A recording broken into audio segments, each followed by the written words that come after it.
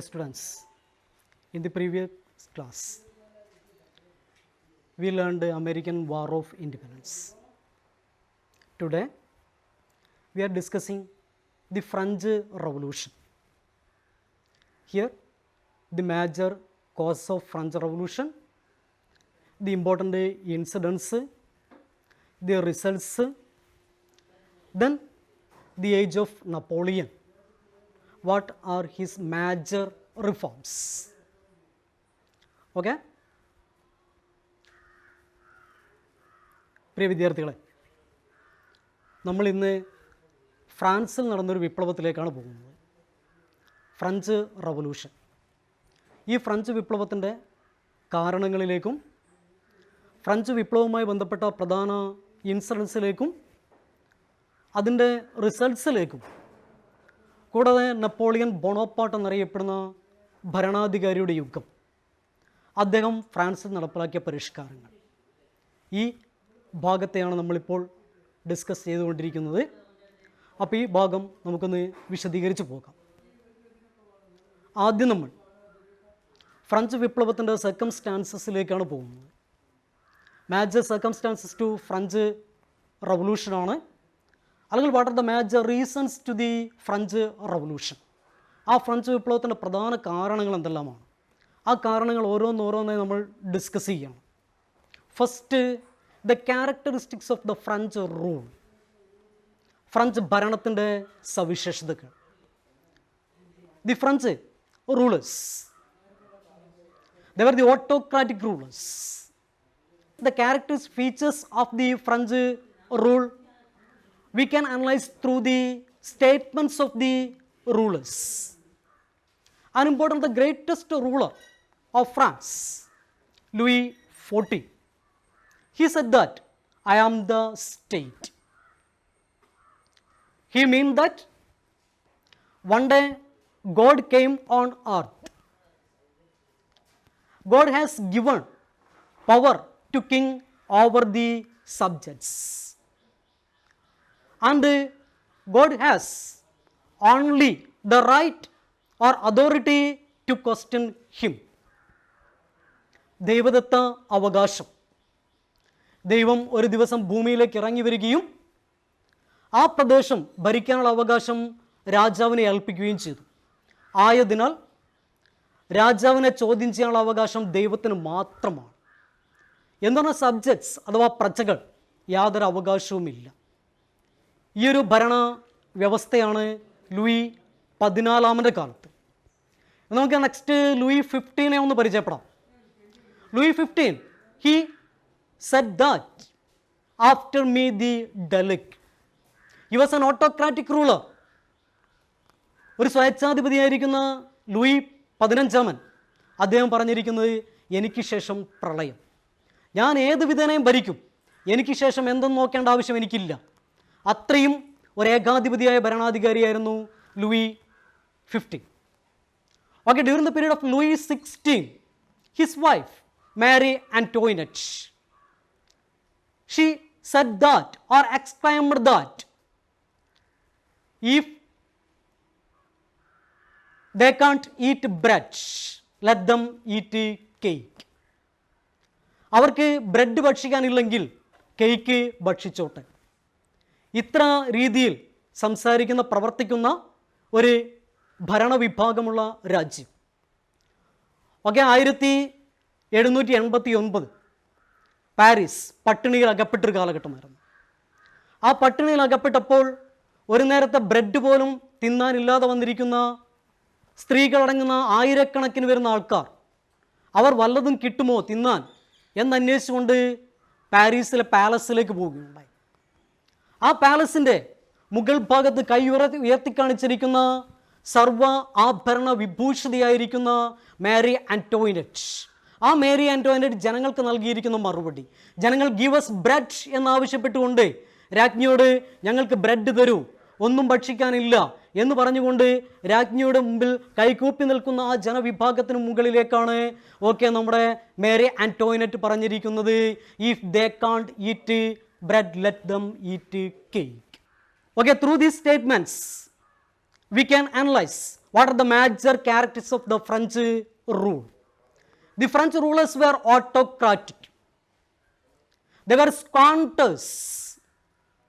They used the divine right of kingship and they suppressed the subjects, the notorious autocratic rulers. The first important part, the political condition or the characteristic of the French rule. And next നമ്മൾ French സമൂഹത്തെ പറ്റി ഒന്ന് അവലോകനം ചെയ്യാം. ഫ്രാൻസിലെ social condition, ആ social system ആയിരുന്നു, ആ സോഷ്യൽ ഇനീക്വാളിറ്റി ആയിരുന്നു ഫ്രാൻസിന് റവല്യൂഷനിലേക്ക് ലീഡ് ചെയ്തിരിക്കുന്ന next important factor, French society. Okay, ഒരു സ്റ്റേറ്റ്മെൻറ്റിലൂടെ നമുക്ക് ഫ്രഞ്ച് സൊസൈറ്റി ഒന്ന് പരിചയപ്പെടാം. In France 9/10 of the population died to hunger. 1/10 of the population of indigest. നമുക്കറിയാം ഫ്രാൻസിൻ്റെ സോഷ്യൽ കണ്ടീഷൻ ഇതിലൂടെ വ്യക്തമാക്കുകയാണ്. ഫ്രാൻസിലെ 10ൽ 9 പേരും മരിച്ചിരിക്കുന്നത് പട്ടിണിയിലൂടെയാണ്, ദാരിദ്ര്യത്തിലൂടെയാണ്. അതേസമയം 10ൽ 1 ഭാഗം മരിക്കുന്നത് ദഹനക്കേടിലൂടെയാണ്, ഇൻഡൈജഷനിലൂടെയാണ്. It means the 90% of the French population live in poverty and misery. But at the same time, the 10%, including the rulers, lords, clergy, okay, they live in luxurious, or they were the squatters. Through this statement, we can analyze the features of the French society. Our French society divided into 3. The French society classified into 3 estates. First estate, second estate, third estate. The first estate, it is the estate of clergy. And second estate, the estate of nobles or the lords. And the third estate comprised of middle class and the common people. നമ്മുടെ French സമൂഹം 3ആയി വിഭജിക്കപ്പെട്ടിരുന്നു. ഒന്ന്, clergy സഭ, പുരോഹിതരെന്ന് വിളിക്കപ്പെടുന്ന 1ാം estate. 2 പ്രഭുക്കന്മാരുടേതാണ്. ഇനി 3ാമത്തത് മധ്യവർഗവും സാധാരണ വിഭാഗവും ഉൾപ്പെടുന്ന 3ാമത്തെ ഗ്രൂപ്പുമായി ഫ്രഞ്ച് സമൂഹം വിഭജിക്കപ്പെട്ടിരിക്കുന്നു. ഇനി നമുക്ക് ഓരോ എസ്റ്റേറ്റിൻ്റെയും ഫീച്ചേഴ്സ് ഒന്ന് നമുക്കിവിടെ പരിചയപ്പെടാം. The major features of the each estates. The first estate, the clergies. They held vast land. They collect the tax, now tithe from the farmers. They were exempted from all taxes. Besides all this, they controlled a higher position in administration and military. അതായത് സമൂഹത്തിലെ എല്ലാ അവകാശവുമുള്ള വിഭാഗമായി, ഇഷ്ടംപോലെ ഭൂസ്വത്തുള്ള വിഭാഗമായി നമ്മുടെ 1ാം estate മാറ്റപ്പെട്ടിരിക്കുന്നു. ഇനി second എസ്റ്റേറ്റിലേക്ക് നമുക്കൊന്ന് പരിചയപ്പെടാം. 2ാം ഗ്രൂപ്പ് നൊബിലിറ്റി അഥവാ ലോർഡ്സ്, പ്രഭുക്കന്മാർ എന്നറിയപ്പെടുന്ന കാറ്റഗറിയാണ്. ഈ പ്രഭുക്കന്മാരുടെ പ്രധാന ഫീച്ചേഴ്സ് എന്തെല്ലാം? They engaged in military service. They collect taxes from the farmers. They were exempted from all taxes. The farmers were made work without wages. Besides these all, they led the luxurious life. They held vast land. നമ്മുടെ 1ാമത്തെ എസ്റ്റേറ്റിനെ പോലെ തന്നെ 2ാമത്തെ എസ്റ്റേറ്റും അവരും privileged group എന്നറിയപ്പെടുന്ന വിഭാഗമാണ്. അവർക്ക് ഇഷ്ടം പോലെ ഭൂസ്വത്തുണ്ട്. മാത്രമല്ല ഇഷ്ടം പോലെ നികുതി പിരിച്ചെടുക്കാം. ഒരു ചെല്ലി ക്യാഷ് പോലും മറ്റു വിഭാഗത്തിനായി നൽകേണ്ടതില്ല, ഒരു ടാക്സ് പോലും നൽകേണ്ടതില്ല. ഒരു ജീവിതം നയിച്ച വിഭാഗം കൂടിയാണ് 2ാമത്തെ എസ്റ്റേറ്റ്. ഇനി നമുക്ക് 3ാം എസ്റ്റേറ്റ് ഒന്ന് പരിചയപ്പെടാം. The third estate comprises of middle class and the common people. The middle class include the writers, lawyers, traders, teachers, bankers, etc. include in the middle class. Besides these all category, the common people, the farmers and the craftsmen include in the third estate or the third strata. What are the features of this community or this society? നമുക്ക് അവലോകനം ചെയ്യാം. ഈ സമൂഹത്തിൻ്റെ പ്രത്യേകത എന്താണ്? അവരുടെ പ്രധാനപ്പെട്ട പ്രത്യേകതയിലേക്കാണ് നമ്മൾ പോകുന്നത്. Okay, low position. അവർക്ക് വളരെ താഴ്ന്ന സാമൂഹ്യ നിലവാരം മാത്രമാണ്, താഴ്ന്ന പദവി മാത്രമാണ് ഇവർക്കുള്ളത്. നോ ലാൻഡഡ് പ്രോപ്പർട്ടി, ഇവർക്ക് സ്വന്തമായി ഭൂസ്വത്ത് ഒന്നും ഉണ്ടായിരുന്നില്ല. But they paid huge tax to the government named tithe, and the taxes must be paid to the lords and clergies. നമുക്കറിയാം, ഇവർ ഇഷ്ടം പോലെ പണം നികുതിയായി നൽകണം.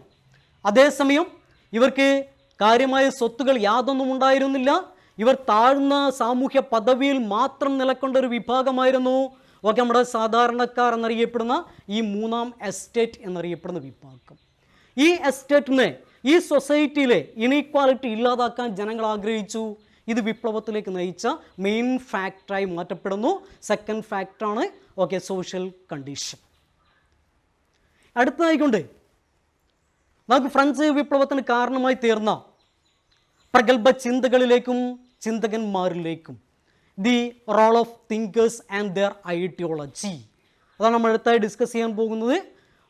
തിങ്കേഴ്സും അവരുടെ ആശയങ്ങളും. The famous, they were the 3 main thinkers in our the France. ആരെല്ലാം ആയിരിക്കാം? Anyone?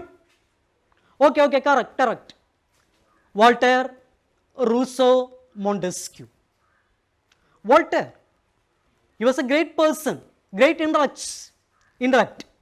He ridiculed the exploitation of the clergies. Besides all, he promoted the rational thinking and the ideas of equality and humanism. നമ്മൾ വോൾട്ടറിനെ പരിചയപ്പെട്ട് കഴിഞ്ഞു. വളരെ പ്രഗത്ഭനായിരിക്കുന്ന Voltaire, അദ്ദേഹം പുരോഹിതന്മാരുടെ ചൂഷണത്തിനെതിരെ അതിനെതിരെ അധിക്ഷേപം നടത്തിയൊരു വ്യക്തിയായിരുന്നു. മാത്രമല്ല, യുക്തിചിന്തയെ പ്രോത്സാഹിപ്പിക്കാനും അത് സമത്വത്തിനും മാനവികതയ്ക്കും പ്രാധാന്യം നൽകാനും ശ്രമിച്ചൊരു വ്യക്തിയായിരുന്നു വോൾട്ടയർ. ഓക്കെ, നെക്സ്റ്റ് പേഴ്സൺ, രണ്ടാമത്തെ ആരായിരുന്നു? Okay, Rousseau. ഓക്കെ, അപ്പോൾ Rousseau, the next important person. Okay, he gave prominence or the importance to freedom. He said that man is born free, but everywhere he is in chains. മനുഷ്യൻ സ്വതന്ത്രനായി ജനിക്കുന്നു, പക്ഷേ എവിടെയും അവൻ ചങ്ങലകൾക്കിടയിൽ മാത്രമല്ല, അദ്ദേഹം കൂടുതൽ പ്രാധാന്യം നൽകിയിരിക്കുന്നത് ഡിക്ലെയർഡ് പീപ്പിൾ ആർ സോവറിൻ, ജനങ്ങൾക്കാണ് പരമാധികാരം, ജനങ്ങളാണ് പരമാധികാരി എന്നുകൂടി പറഞ്ഞിരിക്കുന്ന വ്യക്തിയാണ് നമ്മുടെ Rousseau. Next, the third eminent thinker, അവർ Montesquieu. Montesquieu encouraged the democracy and republic, and also he gave importance to the separation of the power. He wrote an important text named Separation of Power. Through or in his text, he argued that for the clear freedom, the administration must be divided into 3: executive, judiciary, and legislature. The power must be divided into 3. Okay, അധികാരത്തെ 3ആയി വിഭജിക്കണമെന്ന് നമ്മുടെ Montesquieu ആവശ്യപ്പെട്ടു. യഥാർത്ഥമായ സ്വാതന്ത്ര്യം, real freedom വേണമെങ്കിൽ ഭരണകൂടത്തിൻ്റെ അധികാരത്തെ legislature, executive, judiciary എന്നിങ്ങനെ വിഭജിക്കണമെന്ന് ആവശ്യപ്പെട്ട വ്യക്തിയായിരുന്നു മോണ്ടസ്ക്യൂ. ഈ 3 വ്യക്തികളാണ് ഫ്രാൻസിനെ വിപ്ലവത്തിലേക്ക് തള്ളിവിട്ട പ്രഗത്ഭ ചിന്തകർ. അപ്പോൾ 3 കാരണമാണ് നമ്മളിവിടെ ഡിസ്കസ് ചെയ്തിരിക്കുന്നത്. ഒന്ന്, കാറ്റസ് ഓഫ് ദി ഫ്രഞ്ച് റൂളാണ്. സെക്കൻഡ്, സോഷ്യൽ ഇനീക്വാലിറ്റിയാണ് അഥവാ സൊസൈറ്റിയാണ്. മൂന്നാമത്തെ തിങ്കേഴ്സും അവരുടെ ഐഡിയാസുമാണ് നമ്മൾ ഡിസ്കസ് ചെയ്തത്. നെക്സ്റ്റ് നമ്മൾ പരിചയപ്പെടുന്നത് എങ്ങനെ ഫ്രാൻസ് വിപ്ലവത്തിലേക്ക് തള്ളിവിടപ്പെട്ടു, ആ ഫ്രാൻസ് വിപ്ലവത്തിലേക്ക് എത്താനുള്ള സഡൻ റീസൺ എന്താണ്, ആ പെട്ടെന്നുണ്ടായ കാരണം എന്താണ്. അപ്പോൾ അതിലേക്കാണ് നമ്മൾ പോയിക്കൊണ്ടിരിക്കുന്നത്. Okay, economic crisis. France fell into brink of economic crisis, of brink of the bankruptcy. പാപ്പരത്വത്തിൻ്റെ കടക്കെണിയുടെ വക്കത്തേക്ക് ഫ്രാൻസ് വീണു. ഫ്രാൻസ് എന്തുകൊണ്ട് എക്കണോമിക് ക്രൈസിസ് ഫേസ് ചെയ്തു? What the reasons for the economic crisis? നമുക്ക് അവലോകനം ചെയ്യാം.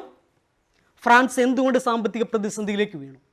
ആ സാമ്പത്തിക പ്രതിസന്ധി ഉണ്ടാകാൻ, പാപ്പരായി മാറാനുള്ള പ്രധാന കാരണങ്ങൾ എന്തെല്ലാമാണ് നമ്മൾ ഡിസ്കസ് ചെയ്യാൻ പോവുകയാണ്. The rulers, clergy and the lords, they led luxurious life and they were the squatters. The frequent wars engaged with the neighboring countries, the frequent spell out of drought and crop failure. ഈ 3 കാരണങ്ങളാൽ French സമ്പത്ത് തകർന്നുകൊണ്ടേയിരുന്നു. നമുക്കറിയാം, സ്വേച്ഛാധിപതികളായിരിക്കുന്ന, ധൂർത്തന്മാരായിരിക്കുന്ന, ആഡംബരപ്രിയരായിരിക്കുന്ന French ഭരണവിഭാഗം. ആ French ഭരണവിഭാഗത്തിൻ്റെ ആഡംബരത്തിനെ വർണ്ണിക്കാൻ വേണ്ടി നമ്മുടെ will Durand ഉപയോഗിച്ച തൻ്റെ ചരിത്രകൃതിയിൽ will Durand ഉപയോഗിച്ച ഏതാനും ചില വരികൾ ഞാൻ ഒന്ന് പരിചയപ്പെടുത്താം. Or Mary Antoinette had a jewelry showroom. She had a fancy shop, a footwear shop, and also such others. നമ്മുടെ വിൽഡൂറന്റ് പറഞ്ഞിരിക്കുന്നത്, സർവാഭരണ വിഭൂഷിതയായി ഓരോ സമയവും ജനങ്ങളിലേക്ക് പ്രത്യക്ഷപ്പെടാൻ വേണ്ടി മാരി ആന്റോയിനറ്റ് എല്ലാം കൊട്ടാരത്തിൽ തന്നെ സൂക്ഷിച്ചിരുന്നു. പാദരക്ഷകളുടെ ഷോപ്പുകളും ജ്വല്ലറിയും ടെക്സ്റ്റൈൽ ഷോറൂമും എല്ലാം ഇവരുടെ കൊട്ടാരത്തിലുണ്ടായിരുന്നു. അത്രയും ഒരാഡംബര ജീവിതമായിരുന്നു ഫ്രഞ്ച് റൂളേഴ്സ്. കൂടാതെ നിരന്തരം യുദ്ധത്തിലേർപ്പെട്ടു അയൽ രാജ്യങ്ങളുമായി. ഇവയ്ക്കെല്ലാം ഉപരിയായിക്കൊണ്ട് ഫ്രാൻസിൽ ഇടയ്ക്കിടയ്ക്ക് വന്നുകൊണ്ടിരുന്ന വരൾച്ച, ആ വരൾച്ച കാരണം വിളനാശം സംഭവിക്കുകയും ചെയ്തു. ഇത് സാമ്പത്തിക പ്രതിസന്ധി ഉണ്ടാക്കിയപ്പോൾ ആ പ്രതിസന്ധിയെ കൂടുതൽ സ്ട്രെങ്തൻ ചെയ്തിരിക്കുന്നത് എന്താണെന്ന് കൂടി പരിശോധിക്കാം. Our France gave financial and military support to America in the war of independence against Britain. ബ്രിട്ടനെ പരാജയപ്പെടുത്തുന്നത് ഫ്രാൻസിന്റെ ലക്ഷ്യമായിരുന്നു. ആയതിനാൽ അമേരിക്കയിലെ സ്വാതന്ത്ര്യ സമരത്തിന് ആവശ്യമായി പണവും സൈന്യവും ഇഷ്ടം പോലെ വാരിക്കോരി നൽകിയിരുന്നു ഫ്രഞ്ച് ഭരണാധികാരികൾ. ഇതും ഫ്രാൻസിനെ കൂടുതൽ സാമ്പത്തിക പ്രതിസന്ധിയിലേക്ക് ആഴ്ത്തുകയുണ്ടായി. അപ്പോൾ നമ്മുടെ ഫ്രാൻസ് വൻ കടക്കെണിയിൽ, ബ്രിങ്ക് ഓഫ് ബാങ്ക്രപ്സി എന്ന വേർഡാണ് നമുക്ക് കാണപ്പെടുന്നത്. അങ്ങനെ കടക്കെണിയുടെ വക്കത്തെത്തി. To overcome the economic crisis, our Louis 16, the then ruler of the France, he summoned the State General, means the Parliament of France. The main features of this Parliament or the State General, it had 3 bodies. First estate, second estate, and the third estate, or clergy, nobles, and commons assemblies. Okay, to overcome the economic crisis, our Louis XVI tried to impose the new tax on the French people. He won the succor from the French Parliament. For that purpose, he convened the State General. In traditionally, the French Parliament or the voting system, okay, they followed a state-wise vote. It means each estate has single vote or the one vote. എന്തായിരിക്കും ഈ അവസ്ഥ വന്നു കഴിഞ്ഞാൽ? The first and second estate, the clergy and nobles join together. അവിടെ majority വരും, 2 vote അവർക്ക് വരും. അതേസമയം കോമൺസിന് 1 വോട്ട് മാത്രമേ ഉണ്ടാവുകയുള്ളൂ. So the third estate means the common estate, they demanded for the individual voting system, means 1 vote or the single vote for the each members in the estate. അപ്പോൾ 3-ാം estate ആവശ്യപ്പെട്ടു ഓരോ അംഗങ്ങൾക്കും ഓരോ വോട്ട്. അങ്ങനെ 3 എസ്റ്റേറ്റിലും ഓരോ അംഗങ്ങൾക്കും ഓരോ വോട്ട് വീതം സംവിധാനം നടപ്പിലാക്കണമെന്ന് ഇവർ ആർഗ്യൂ ചെയ്യുകയുണ്ടായി. Our third estate, they entered near the Parliament Hall, but it was closed by the Louis XVI. So they assembled in the tennis court near the Parliament. In the tennis court, they took an oath not to live until they had framed a constitution of France. This oath is called tennis court oath. ഈ tennis കോർട്ടിൽ വെച്ച് ഈ third estate അവർ തന്നെ declare ചെയ്ത് കഴിഞ്ഞു the national assembly of France. ഈ national assembly അവിടെ വെച്ചൊരു പ്രതിജ്ഞ എടുത്തു. ആ പ്രതിജ്ഞയിൽ അവർ പറഞ്ഞു, ഫ്രാൻസിനു വേണ്ടി ഒരു ഭരണഘടന രൂപം നൽകിയതിന് ശേഷം മാത്രമേ ഞങ്ങൾ പിരിയുകയുള്ളൂ. ഈ പ്രതിജ്ഞയാണ് ടെന്നേഴ്സ് കോട്ട് ഓത്ത് എന്ന് വിളിക്കപ്പെടുന്നത്. ടെന്നേഴ്സ് coat oath.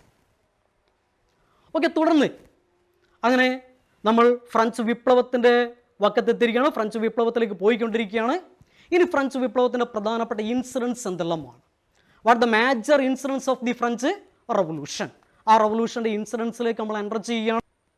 July 14. The Paris mob, they rushed to the Bastille and they demolished the Bastille prison with the slogan liberty, fraternity, equality.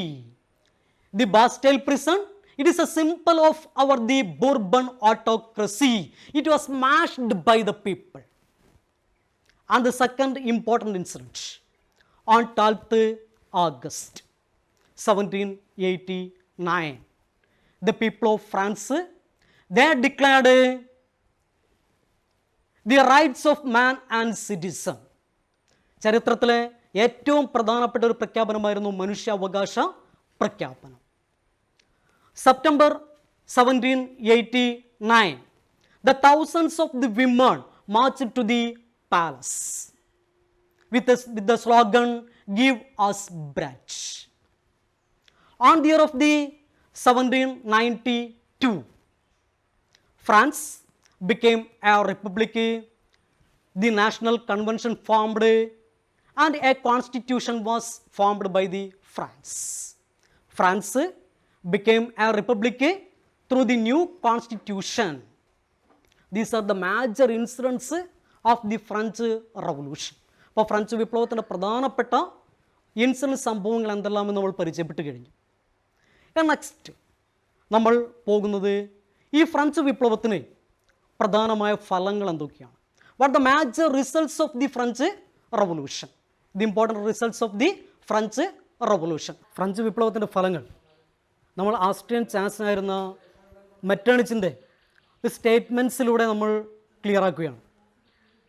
When France sneezes the rest of the Europe catches cold. Metternich പറഞ്ഞിരിക്കുന്നത് ഫ്രാൻസോ തുമ്മിയാൽ യൂറോപ്പിൽ ആകമാനം ജലദോഷം. എന്നാൽ ഫ്രാൻസിലെ ഈ വിപ്ലവത്തിൻ്റെ അനന്തരഫലങ്ങൾ അത് മറ്റ് യൂറോപ്യൻ രാജ്യങ്ങളിൽ കൂടി അനുഭവപ്പെടുകയുണ്ടായി. അപ്പോൾ ഇതുവഴി നമുക്ക് ഫ്രഞ്ച് വിപ്ലവത്തിൻ്റെ റിസൾട്ട്സിലേക്കൊന്ന് എൻ്റർ ചെയ്യാം. Stimulate the later revolutions in the world. End of feudalism. Proclaimed that the nation is not merely the region but the people. Contributed the concept of people sovereignty. The growth of middle class. Emergence of nationalism. Threatened the autocratic rulers. അപ്പോൾ ഇവയാണ് പ്രധാനപ്പെട്ട റിസൾട്ടുകൾ. നമ്മൾ അടുത്തായി പ്രവേശിക്കുന്നത് Napoleon എന്നറിയപ്പെടുന്ന ഭരണാധികാരിയും അദ്ദേഹം നടപ്പിലാക്കിയ ഏതാനും ചില പരിഷ്കാരങ്ങളിലേക്കുമാണ്. Napoleon Bonaparte, the famous ruler of the France. നമ്മൾ നേരത്തെ 1792 വരെയുള്ള സംഭവങ്ങൾ വിവരിച്ചു. 1793 ജൂലൈ മുതൽ 1794 ജൂലൈ വരെ റെയിൻ ഓഫ് ടെറർ എന്നറിയപ്പെടുന്ന ഒരു യുഗമുണ്ടായിരുന്നു France. Reign of terror. The main rulers are the leaders, Robespierre, Mirabeau, Dante. They inaugurate the age of the terror by executing the rulers, lords, clergy, etc., including our Louis XVI and his wife Marie Antoinette were executed by Robespierre and his friends. ഈ യുഗത്തെ നമ്മൾ rain of terror എന്നാണ് പറഞ്ഞത്. ആ reign of ടെററിന് ശേഷം on the year of the 1799, our Napoleon Bonaparte came on power in France. During his period, the European countries, Britain, Holland, and such other countries formed an alliance named European Alliance. This European Alliance and the Napoleon fought together. In the battle, the victory is in the part of the Napoleon Bonaparte. But on the year of the 1815 at Waterloo, our Napoleon Bonaparte was defeated by the European alliance. He was sent to St. Helena. ഈ Napoleon വളരെ പ്രഗത്ഭനായ ഭരണാധികാരിയാണ്. Our European powers feared not Napoleon but his reforms or the ideals of the French revolution. French വിപ്ലവത്തിൻ്റെ ആശയങ്ങളെയാണ് യൂറോപ്യന്മാർ ഭയന്നത്, നെപ്പോളിയനെ ആയിരുന്നില്ല. എന്ന് പറഞ്ഞാൽ Napoleon നിരവധി പരിഷ്കാരങ്ങൾ രാജ്യത്ത് നടപ്പിലാക്കിയിരുന്നു. ആ നെപ്പോളിയൻ്റെ പ്രധാന പരിഷ്കാരങ്ങളിലേക്കാണ് നമ്മൾ എൻ്റർ ചെയ്യുന്നത്. ദി മേജർ റിഫോംസ് ഓഫ് അവർ Napoleon. Farmers were made the owners of the land. He formed a sinking fund to avoid the public debt.